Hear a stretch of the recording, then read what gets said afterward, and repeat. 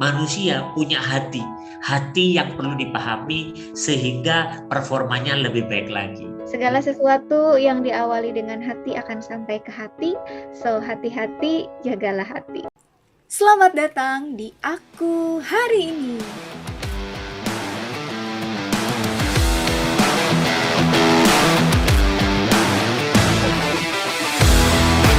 Channel ini adalah media untuk bisa bebas berbagi, bercerita, belajar, dan bersilaturahmi. Assalamualaikum warahmatullahi wabarakatuh. Hai teman aku hari ini. Aku hari ini akan bertemu partner belajarku, partner yang senang membaca buku. Karena dia adalah sahabatku, di malam ini kami akan bertemu untuk belajar dari buku. Oke, mari kita sambut partner aku. Assalamualaikum Mas Ivan. Waalaikumsalam warahmatullahi wabarakatuh, Kak. Halo semuanya. Ketemu lagi dan moga-moga nggak bosan ya dengar suara saya. Karena yang disampaikan Mas Ivan pasti sesuatu yang bermanfaat. Siapapun yang menonton video ini semoga bisa dapat sesuatu gitu ya, karena kita akan belajar dari buku. So, di Aku Hari Ini kita akan bahas buku apa nih Mas Ivan? Kita akan ngobrolin buku kepemimpinan lagi, cuman sekarang kalau di bahasa Indonesia kan tuh judulnya aneh. Yaitu bukunya itu kalau di bahasa Indonesia kan pemimpin itu makan belakangan atau leader eat last nih. Oh, ini ya bukunya ya kita bahas. Iya, di bukunya. Jadi Oke. pemimpin itu makan belakangan kalau di bahasa Indonesia. Agak aneh sebetulnya ya, makan belakangan. Menarik Iya. nih Mas Ivan. Berarti kalau judulnya leader makan belakangan, yang baca buku ini harus leader atau siapa yang boleh baca buku ini Mas Ivan? Oke, sebenarnya yang harus bacain buku ini tuh bukan hanya leader, tapi bahkan setiap orang yang hidup di dunia ini itu gitu ya, dan berinteraksi dengan manusia harusnya membaca buku ini. Kenapa? Karena kalau saya seringkali punya filosofi bahwa ketika kita mau jadi leader, itu harus pakai filosofi sedia payung sebelum hujan gitu. Sebelum kita menjadi leader, kita belajar dulu meningkatkan kapasitas kepemimpinan dalam diri kita. Nah, banyak kan orang itu dicemplungin dulu, jadi leader dulu, baru dia belajar. Ya bisa sih seperti itu, tapi sebenarnya kalau mau belajarnya lebih panjang adalah ya mulai sekarang, walaupun kita belum jadi pemimpin, ya kita belajar dulu gimana sih menjadi pemimpin sehingga akhirnya kita lebih siap. Jadi semua orang butuh sih untuk buku ini kayak sebenarnya. Oke, semua orang butuh karena sebelum memimpin orang lain kita perlu memimpin diri sendiri gitu ya. Nyambung Benar. dengan buku yang kemarin kita bahas, aktifkan leadership DNA. Itunya sudah aktif, sekarang ditambah ini leader itu makan belakangan. Siapapun boleh baca gitu ya, untuk siap menjadi seorang leader, sedia payung sebelum hujan. Nah, gimana nih Mas Ivan, isi di buku ini menjadi leader yang lebih siap itu seperti apa? Oke, jadi kalau di buku ini tuh dia di bagian awal itu memisahkan antara leader dan manajer, antara pemimpin dan manajer. Kenapa? Karena dipandang kalau manajer itu berfokus pada tujuan dan pencapaian jangka pendek. Gimana biar sistemnya berjalan dengan efektif, gimana biar capai target, gimana biar profit meningkat, bagaimana biar ada efisiensi proses dan sebagainya, SOP.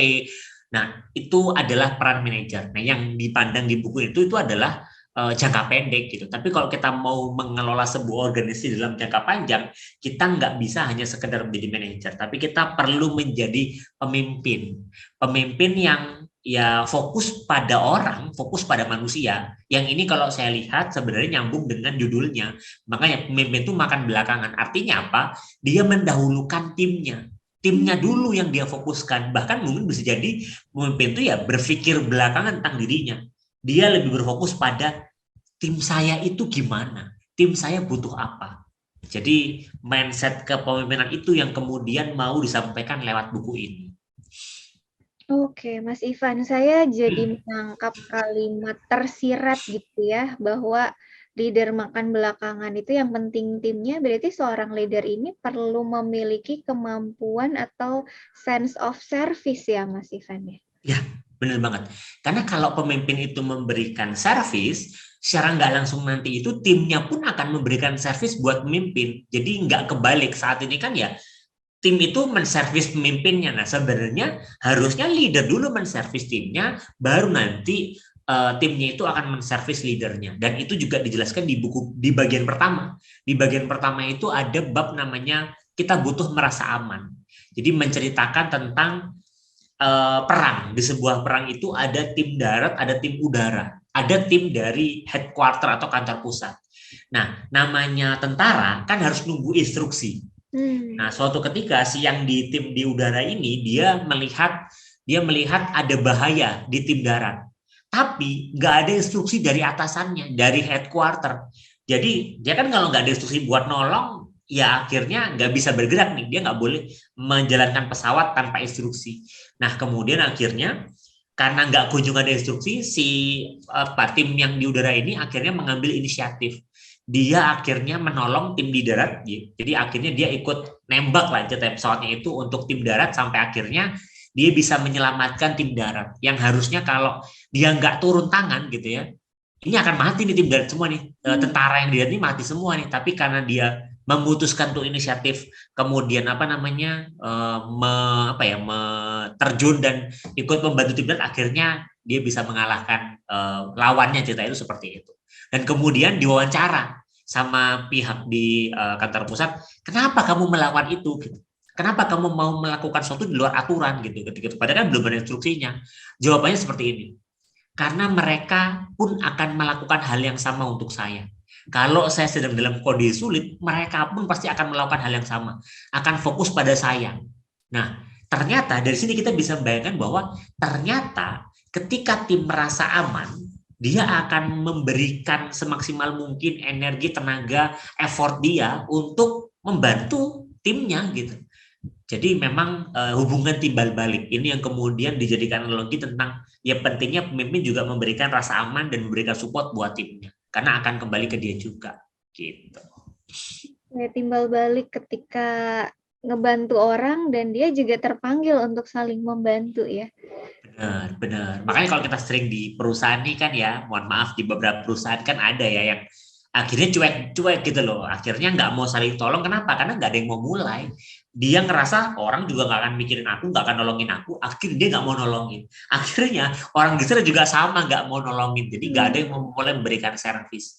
Nah ini bahaya di organisasi kalau orang-orang itu masih seperti itu. Nah, lalu gimana Mas Ivan? Kalau dari buku ini caranya biar menjadi leader yang makannya belakangan gitu ya, untuk bisa menghadirkan rasa aman, untuk bisa menghadirkan tolong-menolong itu jadi timbal balik. Caranya gimana? Oke.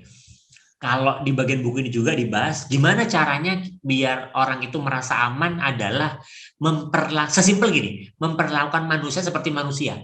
Jangan memperlakukan manusia seperti memperlakukan robot. Robot yang sekali pencet gerak, sekali tekan jalan, sekali ngomong pasti akan jalan. Gak bisa. Manusia itu sangat kompleks, dinamikanya beragam. Ketika kita memberikan instruksi, terus tim gak dengar, ya jangan baper sebagai leader, tapi kita perlu aware apa yang membuat dia nggak mau bergerak. Kita perlu lebih peduli terhadap tim kita. Kita perlu memperlakukan ya seperti tim kita ingin diperlakukan. Karena kalau kita bisa memberikan rasa aman, rasa nyaman, tim pasti akan memberikan segalanya, memberikan effortnya, upayanya yang maksimal untuk organisasi. Nah ini yang perlu dimulai. Jadi mulai menurunkan ego pemimpin ya. Karena mungkin kadang sebagian orang saya itu pemimpin yang ngatur-ngatur gitu. Jadi akhirnya egonya muncul, padahal ya yang kita pimpin kan manusia. Manusia itu butuh perhatian, butuh kasih sayang gitu dari leadernya gitu ya. Ini yang kemudian perlu mulai diperhatikan ya, lebih care. Sebenarnya sih kalau dibilang satu kata ya lebih peduli aja, lebih peduli kepada kebutuhan tim kita gitu. Oke, memanusiakan manusia artinya peduli terhadap tim member kita gitu ya. Ya. Lalu langkah berikutnya apa yang perlu dilakukan, Mas Ivan? Oke. Setelah kemudian kita lebih peduli, memang ini dekat dengan kata yang namanya empati. Empati itu kita memposisikan diri kita seperti kondisi atau posisi tim kita gitu. Jadi empati ini yang perlu dimunculkan oleh seorang pemimpin ya. Karena empati itu yang akan membuat gini, kalau pemimpin itu empati terhadap timnya, maka timnya itu pun akan merasa loyal. Nah, loyalitas akan muncul. Kenapa? Karena manusia itu kan dasarnya butuh untuk diperhatikan, butuh untuk apa ya? Dia itu merasa menjadi bagian dari satu kelompok. Kalau dia sudah nyaman berada dalam satu kelompok, dia akan cenderung berusaha untuk mempertahankan eksistensi kelompok. Sama, kalau benar-benar tim kita itu sudah merasa bagian dari perusahaan atau organisasi, dia akan melakukan segala macam upaya untuk memastikan organisasi atau perusahaan ini terus bertumbuh. Jadi hanya dari empati dan peduli aja organisasi itu bisa tumbuh. Nah, itu yang juga mau disampaikan lewat buku ini. Sesimpel empati itu bisa bikin perusahaan itu bertumbuh. Kalau empati itu ditunjukkan dan diberikan ke orang-orang yang tepat. Seperti itu. Oke, lebih peduli karena sesama manusia dan tadi ya, ketika kita peduli sebagai seorang leader dan berempati kepada mereka, itu bahkan impact-nya bisa sampai membuat perusahaan bertumbuh. Ya. Budaya peduli dan budaya empati. Wow, menarik ya. Ada lagi Mas Ivan, langkah yang harus dilakukan seorang leader? Jadi langkah yang perlu dilakukan adalah leader itu perlu membangkitkan kekuatan dahsyat. Kalau di buku ini namanya kekuatan dahsyat dari timnya. Jadi kekuatan dahsyat itu yang namanya kerjasama.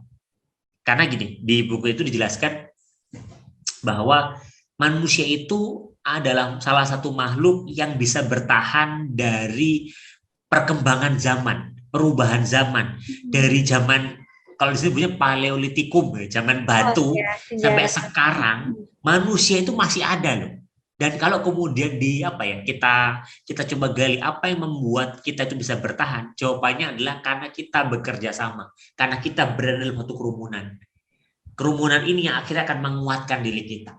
Filosofi ini kalau kita terapkan di perusahaan dalam banget. Kenapa? Karena artinya kita perlu memastikan setiap bagian di organisasi itu bisa bekerja sama.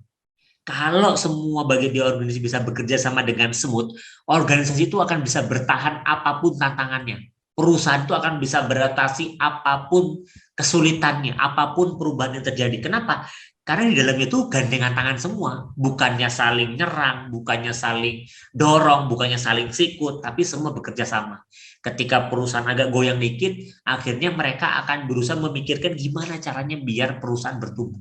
Jadi mereka menghilangkan ego pribadi, nggak mikirin diri sendiri, tapi mereka berpikir as kelompok. Nah, ini kekuatan dahsyat yang perlu ada dan perlu dimunculkan oleh seorang pemimpin. Oke, nice. Dari budaya peduli, meningkatkan empati, empowering ini bekerja sama ya untuk bisa saling berkolaborasi. Ya. Oke. Ada lagi Mas Ivan? Oke, satu lagi ini yang menonjok banget buat saya pribadi gitu ya. Karena kalau boleh sedikit cerita, background saya itu kan finansial. Saya keuangan dulunya ya. Di perusahaan pun saya awalnya memegang keuangan lah. Jadi memang angka-angka keuangan itu menjadi satu hal yang familiar gitu ya. Dan juga memang itu terbiasa. Nah, di bagian ini kebetulan bahas bahwa gini, seringkali manajer saat ini, leader saat ini, yang sukses di perusahaan itu adalah orang-orang yang pandai membaca angka.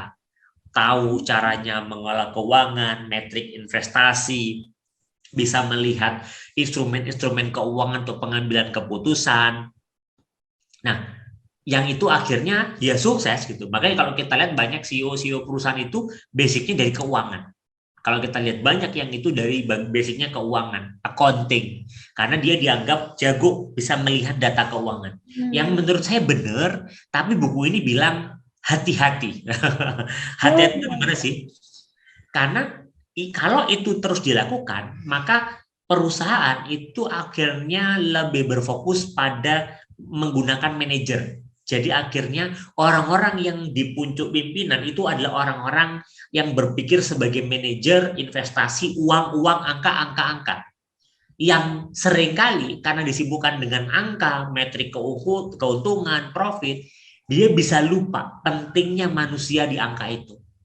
Dia bisa lupa bahwa sebenarnya yang menggerakkan angka, neraca-neraca keuangan di perusahaan itu manusia loh, people. Jadi jangan sampai karena kita saking jagonya sebagai manajer ngelihat angka, kita jadi lupa bahwa perusahaan itu sekumpulan dari orang dan orang punya perasaan. Manusia punya hati, hati yang perlu dipahami sehingga performanya lebih baik lagi. Gitu. Sama akhiran iya. Ketularan. Ketularan ya. Mas Ivan, saya pernah dengar ada seseorang gitu ya yang berpendapat bahwa kita tidak boleh membandingkan lebih baik manajer atau lebih baik leader. Karena sebetulnya itu sepaket gitu ya dalam kepemimpinan. Ada kalanya berperan sebagai manajer, berperan yang memang sebagai leader. Yang satu fokus terhadap bisnis, yang satu fokus terhadap people-nya. Biar keduanya combine. Tapi bagaimana dengan mazhab sebagian yang berpendapat bahwa ini tuh dua hal yang harus dipisahkan. Sebetulnya seperti apa ini? Oke. Sebenarnya ini kalau saya ngeliat ini kembali ke strategi organisasi atau perusahaan. Jadi setiap perusahaan itu pasti punya strategi yang itu kemudian ya akan dia jalankan untuk memastikan perusahaan bertumbuh. Dan itu nggak salah gitu ya. Tapi kalau, nah ini saya tarik ke dalam buku ini ya. Jadi buku ini tuh kayaknya hadir karena banyak literatur di luar sana yang itu mengagung-agungkan manajer. Orang-orang yang jago mengelola keuangan, mengelola proses kerja, mengelola sistem, itu adalah orang-orang yang akan menjadi leader. Nah, buku ini itu bilang bahwa nggak cuman manajer yang bisa mengelola perusahaan, tapi dibutuhkan lebih dari manajer, yaitu pemimpin atau leader yang juga fokus ke manusia. Maka kalau kita simpulkan, sebenarnya dua-duanya ini perlu ada, jadi perlu seimbang, balance ya. Buku ini tuh mencoba untuk menjaga balancing, biar nggak hanya orang-orang yang tahu angka doang yang jadi leader mengelola perusahaan, tapi juga orang-orang yang concern ke people. Atau orang-orang yang selama ini fokusnya pada angka doang, profit, mereka jadi aware, mereka jadi sadar bahwa people itu penting. Jadi buku ini tuh menurut saya buku yang menyeimbangkan. Karena sebagaimana kita tahu, segala sesuatu yang tidak seimbang itu kan tidak baik.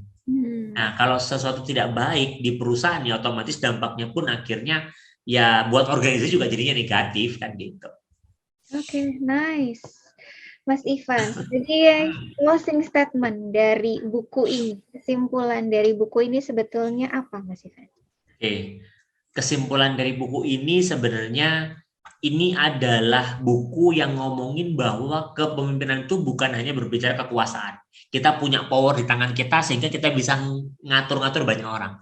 Tapi ini adalah buku yang bercerita tentang ketika kamu menjadi seorang pemimpin, itu artinya kamu kerja lebih banyak. Kamu fokus lebih banyak untuk bantu orang-orang di sekitarmu.